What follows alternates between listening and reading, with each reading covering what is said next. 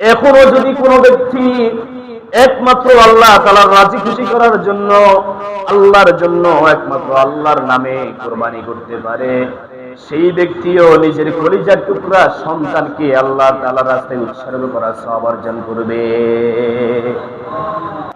এখন প্রিয় ভাইয়েরা, কুরবানি আসলে কাকে বলে?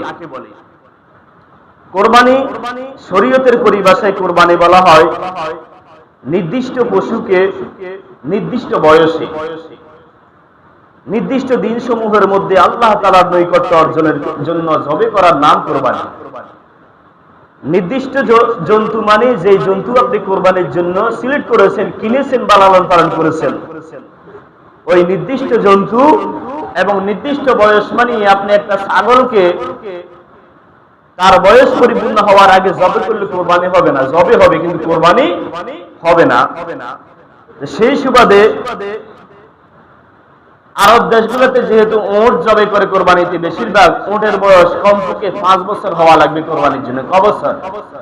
5 বছর। গরু এবং মহিষ কোরবানি দেওয়ার জন্য কমপক্ষে 2 বছর হওয়া লাগবে। কয় বছর?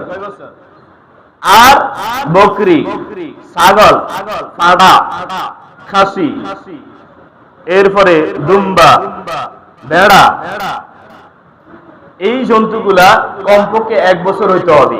তবে দুম্বার ক্ষেত্রে নবী সাল্লাল্লাহু আলাইহি ওয়াসাল্লাম বলেছেন, দুম্বা যদি 6 মাস 7 মাসের দুম্বা মনে হয় দেখতে 1 বছর দুম্বার মতো, 1 বছর দুম্বার মতো স্বাস্থ্য হয়, কিন্তু বয়স আসলে 1 বছর হয় নাই, 1 বছরের মতো লাগে, তাহলে সেই দুম্বা দিয়ে কোরবানি দিলে কোরবানি সহিহ হবে।